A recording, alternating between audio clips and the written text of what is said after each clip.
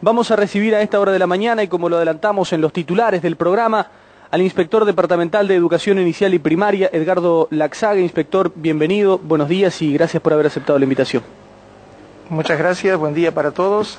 Es un gusto, estar con ustedes. Inspector, bueno, tranquilo, nos decía recién la labor, porque estamos en plenas vacaciones. Estábamos en plenas vacaciones de invierno, sí. ¿Qué balance a grandes rasgos se puede realizar del primer semestre del año para educación inicial y primaria? Recién hablábamos de ese tema que la gente está acostumbrada, hasta uno está acostumbrado a decir primaria, abarca un poco más que primaria. ¿Qué balance se puede hacer del trabajo del primer semestre aquí en el departamento?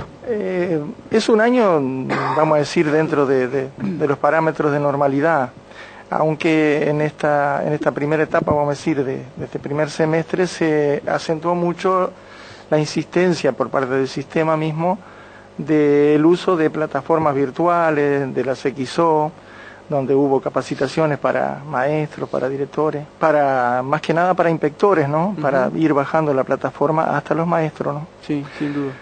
Es de lo que se acentúa más en este primer semestre. Cuando comienza la XO, recuerdo, no la denuncia, pero sí el comentario de algunos padres y de ustedes mismos, que la realidad era que muchos maestros no sabían cómo manejar la XO porque no había una capacitación previa, ¿no? Apareció como de golpe, vamos a trabajar con esto, pero bueno, enséñanos cómo se trabaja. Claro, es distinto los niños, ¿no? Que incluso los niños avanzan más rápido porque son nativos ya, ya nacen con la computadora. Sin embargo, las personas, los adultos mayores, que tenemos muchos en el sistema, tienen que aprenderlo todos desde cero y con una, vamos a decir, metodología que no es la misma que se venía desarrollando, ¿no? ¿Se está mejor con respecto a eso hoy? Sí, es algo que va a ir paulatinamente en aumento a medida que vayan surgiendo nuevas generaciones de docentes, con una formación específica en el área de informática, va a haber más posibilidades de que ellos se brinden enteramente. Y además los niños mismos, ¿no? Porque el hecho de que todos los niños tengan su XO, eso también ayuda muchísimo porque aprenden, no digo solos, pero mucho más rápido que el enseñar en la escuela, o sea, van mucho más allá que lo que se enseña en la escuela, ¿no? Claro. Inspector, ¿cuánto ha aportado la XO, ya que comenzamos por este tema que surgió de parte de usted, que nos decía recién que, bueno, el primer semestre de alguna manera esto abarcó gran parte de capacitación y demás? Veamos la parte positiva de esto. Se comenzó quizá un poco de golpe, sin la capacitación pertinente para con los docentes, pero ¿qué parte positiva ven ustedes desde la inspección en el alumno, que es el que importa en este caso? Y el alumno tiene mucho más posibilidades de acceder a la información, ¿no? El alumno y el maestro también, o sea, hay otras formas de apropiarse de la información, no es solamente lo que tiene el maestro, sino que, hay plataformas virtuales, hay documentales, hay muchos otros medios audiovisuales que pueden ser usados para apropiar conocimiento, ¿no? Ahora lo que lleva un poco a los maestros de más edad es a la dificultad que tienen en ese flash que es el video, que es el videoclip, por ejemplo, que capaz es mucho más comprensible por las generaciones jóvenes y especialmente los niños que los mismos maestros, ¿no? Es como que se necesita un cambio en la forma de comunicación. La comunicación antes era más pausada, más lenta, más tipo libro, ¿no? Y ahora la comunicación es ágil, rápida. Los que son expertos en esto, son los que están en los medios de comunicación de masa. O sea, el llamar la atención de un niño hoy en día es mucho más difícil que el llamar la atención en otros tiempos. Claro. O sea, no es que tengan menos capacidad de atención, sino que tienen una atención mucho más poco concentrada, o sea, más ágil en el sentido de estar transitando por distintos estímulos visuales más que nada, ¿no?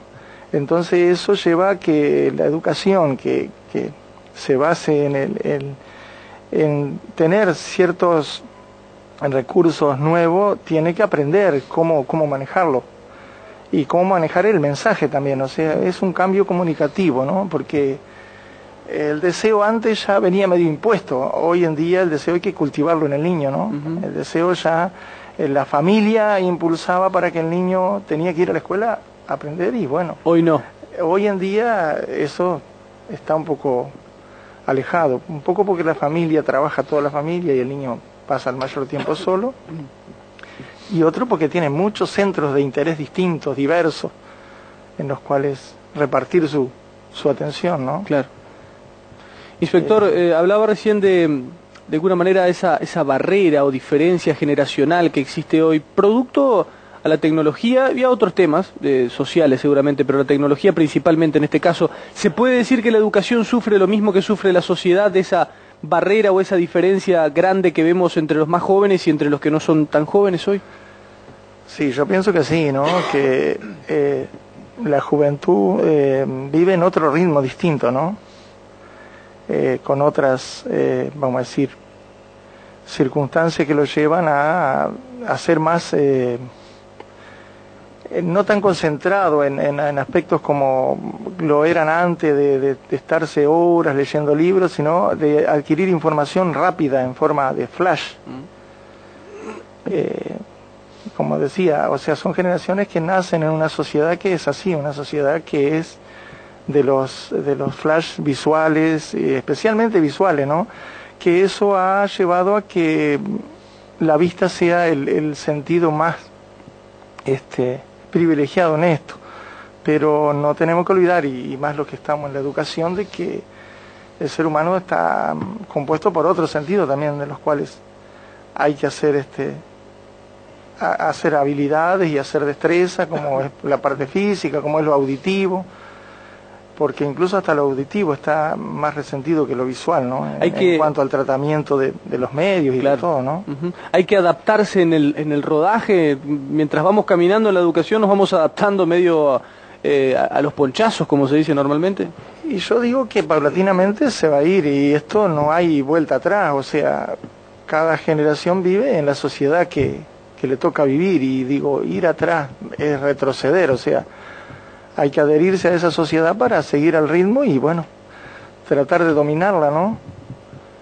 Tal vez no sea fácil para los que tienen mayor edad que para los que nacen, como decía, que ya son nativos en la tecnología informática, ¿no? Seguramente. Laxague, vivimos en tiempos en que la educación está como allí en el punto, ¿no? Importante, cuestionado y demás del país. ¿Cómo ve educación inicial y primaria hoy? ¿Y cómo ve el futuro en este marco? Principalmente hoy la educación secundaria quizás es la que está allí en el punto clave y todos hablan de ella, pero la educación en general también. ¿Cómo ve usted a primaria desde su punto de vista y desde su puesto de trabajo? Desde el punto de vista, vamos a decir, de los niños de primaria, yo veo que hay muchos recursos, o sea, tal vez hasta exageradamente disponibles para hacer frente a esto de la tecnología, como decía, o sea, cada niño que tenga su XO está muy bien. Hay muchos recursos y lo que se plantea es que los niños como son nativos vayan avanzando y avancen mucho más allá de lo que se pretende, ¿no? Es insospechable. Pero hay cosas esenciales que no se nos pueden escapar. Y son, por ejemplo, el dominio del código de lectura, el código escrito. Y eso muchas veces cuesta más porque en esta cultura, vamos a decir, de lo rápido, de lo acelerado, digo, hay normas, por ejemplo, dentro de la lengua que pasan por alto y muchas veces los textos son incomprensibles, ¿no? Tal vez en el ámbito que se manejan ellos se comprenden, tal vez a media. O sea, no hay comprensión profunda de las cosas porque el código muchas veces se deja de lado, ¿no? Y el código no se puede dejar de lado. Claro, la gramática, la ortografía. Exacto, a eso quería apuntar. ¿Qué pasa con esas posturas que existen de importa el contenido de lo que el niño escriba y no cómo escriba? No está muy bueno, ¿no? Por lo menos desde mi punto de vista. Es que muchas veces la forma en que está contenido, el contenido, claro, valga la redundancia, cambia. Importa mucho y cambia el sentido. Y más incluso en los niños que son muy emocionales, muy afectivos. O sea, lo que yo lo diga muchas veces importa mucho más que el contenido en sí, la forma en que lo digo, o sea, el afecto que le pongo, la emoción que le pongo a ese discurso. Por eso digo que tiene que haber un cambio en el mensaje que los docentes dan a los niños para adecuarse más a lo emocional, porque es de donde sale la energía para seguir aprendiendo. Claro. Porque antes se pensaba que lo cognitivo tenía su propia energía, y hoy sabemos por la neurociencia que es lo emocional, lo afectivo, lo que da energía a lo demás para que se movilice. Claro, por supuesto. Que se llegue a la abstracción. Primero es lo emocional. Si hablamos de la educación inicial y primaria aquí en Salto, en la parte netamente edilicia y estructural, ¿cómo estamos? Y yo diría que estamos adecuados para el momento, pero esto en un futuro ya tenemos dificultades, porque hay zonas, por ejemplo, especialmente la zona este de la ciudad, del departamento, de la parte urbana, vamos a decir, que está teniendo sus dificultades por un corrimiento de población. No es que haya un incremento de población, porque las cortes que entran a la escuela son menores que las que entraban hace 10 años. O sea, la cantidad de niños que ingresa, o sea, la natalidad es menor, pero hay un corrimiento de zonas que estaban ubicadas la población, y ahora se aglomera en la parte este, por ejemplo, en La Amarilla, por ejemplo, el barrio Uruguay, toda esa parte, digo que ahí tienes complicaciones para tener suficiente espacio de atención a esos niños, ¿no? Sí, sí. Estamos con emergencia, por ejemplo, en el caso de tener que tener aulas prefabricadas, instalar aulas prefabricadas. Hay centros superpoblados, entonces. Exacto. Sobrepoblados. Sí. Y después la parte estructural, el sábado anterior justamente vinieron integrantes de la escuela 97 de especial, y ellos se quejaban de algunas deficiencias estructurales que tienen allí. La escuela 97 es una escuela muy compleja en el sentido de que son 3 edificios, ¿no? O sea, hechos en distintas épocas, y que tienen, sí, algunas fallas estructurales, los más antiguos, pero todos los años se les está dando a esas escuelas mini convenios que no son tan mini, porque llegan a los 300.000 pesos, 290.000 pesos. Ahora nomás hay un proyecto para hacerle algunas reparaciones. El problema de las escuelas es la gestión que hagan los directores sobre ellas, o sea, el mantenimiento.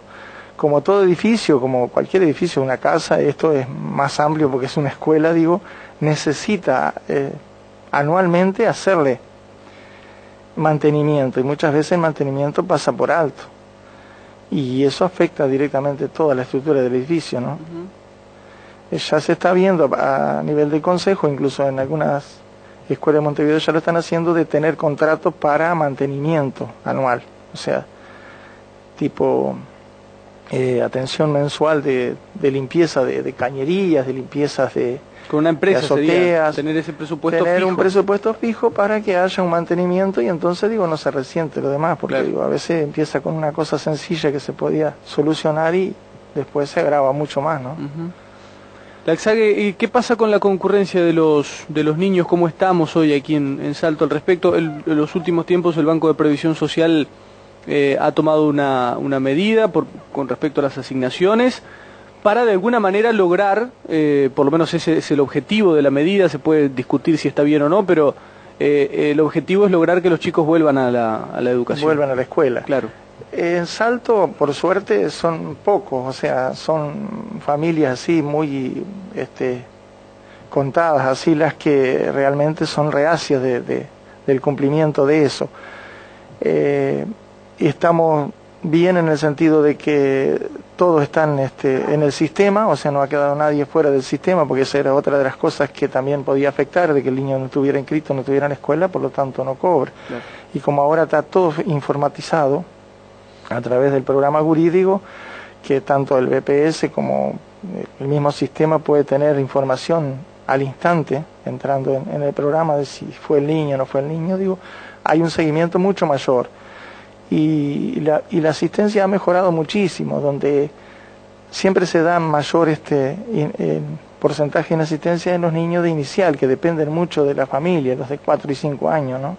Y más en el periodo invernal. Son niños muy dependientes que tiene que ir el padre muchas veces con ellos o algún hermano, y entonces ahí se producen los mayores porcentajes de inasistencia. Pero ha mejorado, sí, en estos últimos tiempos ha mejorado. Hablábamos recién fuera de micrófono con respecto a la educación inicial, estos tiempos de que hoy la mayoría de los hogares los dos papás trabajan, la mamá y el papá trabajan, y el poco tiempo que tienen hace que de alguna manera el chico se vuelque más rápido o más temprano a la educación, y de alguna manera educación inicial y primaria también está buscando acercarse a eso, ¿no? Claro, nosotros empezamos haciendo obligatorios los de 5 años, después los de 4, y hoy en día tenemos en los jardines tenemos grupos de 3, y la perspectiva es que se vayan incorporando más grupos de 3. Claro, el cupo es limitado porque ya los edificios no tenemos espacio suficiente para eso, incluso hasta el mobiliario, porque ya el mobiliario y incluso los artefactos que se usan es muy distinto de primaria a inicial. El implementar salones para inicial ya es mucho más costoso que en común. Pero digo, a nivel departamento está bastante cubierto con los centros CAIF. Claro. Que cada barrio, cada zona tiene su centro CAIF donde atienden los niños de 0 a 3 años. De 0 a 4, bien decir, porque muchas veces si no tienen 3 años en la escuela, ellos hasta que no cumplan los 4 van al CAIF. ¿Se trabaja en conjunto con los CAIF de alguna manera? Sí, hay un relacionamiento a través de las inspectoras de educación inicial donde de alguna manera están en contacto y van viendo la perspectiva, ¿no? De ubicación en los jardines cuando ellos salen de 3 para 4, ¿no? La inserción de alguna manera del CAIF a la educación. De los niños que están en el CAIF a la educación. Claro, el CAIF trabaja con la familia, ¿no? Que esa es otra de las cosas importantes. Si bien inicial también tiene trabajo con la familia, digo, lo hacen mucho más intensidad y profundidad en los CAIF, ¿no? Donde los padres tienen que asistir con los niños, ¿no? Decía al comienzo Laxague, hay que de alguna manera enfocar de otra manera la llegada al niño o al alumno, porque antes venían como más predispuestos a voy a la escuela a aprender, lo dijo usted hace un rato, y ahora hay que de alguna manera invocarlos o convocarlos o atraerlos de alguna otra forma. La escuela tiene otro rol hoy, tiene que tomar un poco más el rol de la familia, ¿lo debe hacer, no lo debe hacer? ¿Qué piensa usted de esto? El rol de la familia en algunos aspectos es sustituible, pero hay aspectos esenciales dentro de la parte afectiva que es insustituible. O sea, alguien tiene que cubrir. Claro. No importa qué integración tenga ese grupo que se llame familia, pero alguien tiene que cubrirlo. Y eso no lo puede cubrir la escuela. Indudablemente que ahí es donde está alguna de las fallas grandes que hay, ¿no? Los problemas más serios que tenemos de desajuste y todo eso provienen muchas veces por esas carencias grandes, ¿no? Porque la escuela es una institución, pero es una institución educativa que contempla muchos aspectos que son de tipo afectivo. Indudablemente que, como decía antes, tenía que empezar por lo emocional para aprender, para cultivar el deseo de aprender. Para la maestra es afectiva, o el maestro en general, ¿no? Uno tiene el recuerdo cuando mira para atrás en la educación, y la escuela es como más cálida que lo que viene después, no porque el liceo ni los profesores sean distintos, sino porque la etapa es diferente también, ¿no? Claro, no, las maestras y especialmente las maestras de inicial, pero ese contenido que hay a nivel de familia no es lo mismo. La escuela no es una familia, vamos a decir, ampliada. Claro. Pero el niño necesita esa familia íntima, esa familia que lo identifica. Del cual le da identidad para él posesionarse bien y, bueno, hacer un buen tránsito en esa edad, ¿no? A veces falta un poco esto, ¿no, Laxague? Y está faltando, sí, está faltando precisamente por lo que decíamos, la familia está muy ocupada, ambos integrantes, en este caso, siendo una familia tradicional, vamos a decir, ambos integrantes trabajan, y ese dejar el niño en otro lugar, o sea, para ocupar el tiempo, porque el niño tiene que disfrutar de la niñez también, no puede estar encerrado en una casa solo, es muy riesgoso, y en muchos casos se da eso también, ¿no? Que quedan mucho tiempo solo. Ya sea porque no tienen los medios para ubicarlo en algún lugar donde lo contengan, y bueno, tienen que quedar, ¿no? Con hermanito a veces, con todo el riesgo que tiene eso, ¿no? La Exague, nos quedan algunos minutos finales y me gustaría hacerle dos consultas. La primera, las escuelas de tiempo completo, que de alguna manera se adaptan a esto que hablábamos recién, ¿no? De eso de que el padre y la madre trabajan y el niño está un poco a la deriva de alguna manera. Y las escuelas de tiempo completo de alguna manera contemplan eso porque pasa más tiempo dentro del centro de estudio, hasta come allí, forma parte de esa otra familia que tiene el niño. ¿Nos está faltando escuela de tiempo completo? ¿Está de acuerdo con las escuelas de tiempo completo? Sí, a nivel de Salto, nosotros, vamos a decir, a nivel de Salto y a nivel de país, somos de los que privilegiados, que tenemos más escuela o más porcentaje de niños en escuelas de tiempo completo. Incluso la otra alternativa que se está buscando a la escuela de tiempo completo es la escuela de tiempo extendido. Nosotros ya comenzamos con una experiencia en la escuela 23 de Rincón de Valentín, donde van a tener talleres, algunos grupos en la tarde. Ajá. Y por lo tanto, digo, es otra alternativa para esto también, ¿no? Para que el niño esté más tiempo en la escuela. ¿Pero eso vuelven al mediodía y después...? No, permanecen las 8 horas en la escuela. Bien. Y bueno, en esta modalidad vamos a seguir integrando otras escuelas, ¿no? Como la 18 de La Valleja, que ya está en proyecto. Y bueno, y seguirán otras que tengan la capacidad locativa, porque tienen que tener la capacidad locativa también, ¿no? Si estamos diciendo que estamos superpoblados, no podemos 2 turnos ponerlos en un solo turno. Eso es lo que dificulta muchas veces, ¿no? Bien. Lo último que me gustaría consultarles es el tema contenidos, que muchas veces es un tema básico, ¿no? En todo esto. El tema contenidos y ese cambio que lamentablemente vivimos cuando cambia el gobierno. Esto es claro, lo hablábamos con la gente de FENAPES el otro día con respecto a secundaria. Esos cambios influyen, no hay duda, en el maestro, en el docente, en el que tiene que enseñar, porque me cambian de un día para el otro todo, y en el chico, que viene quizá con un rumbo y al otro día se lo cambiamos. Eso preocupa, ¿no? Claro. No, la escuela tiene ya un programa, vamos a decir, prescrito, pero digo, ha ido reformando ese programa. A partir del programa de 2008 ya se ha incluido otras áreas de conocimiento que no lo estaban, ¿no? Que estaban incluidas dentro de las otras, pero que no tenían la jerarquía que tienen ahora, como la educación corporal, la educación artística. Y en cuanto a los contenidos que tú decías, sí, es una de las preocupaciones grandes nuestras de ir mejorando las apropiaciones en los contenidos, ¿no? Y como te decía, estamos empeñados en mejorar las apropiaciones del dominio en la lectura, en el texto, ¿no? En los textos, ¿no? En la diversidad de textos. Eso, digo, nosotros tenemos un buen sistema estandarizado y externo de evaluación, que se llama la evaluación en línea, que nos va dando algunas pistas por donde tendremos que acentuar, vamos a decir, las intervenciones para mejorar en eso, ¿no? Y bueno, y realizar investigaciones para ir mejorando en esto de la lectura, porque como cambia la forma de aprender de los niños, digo, también tiene que cambiar la forma de enseñar.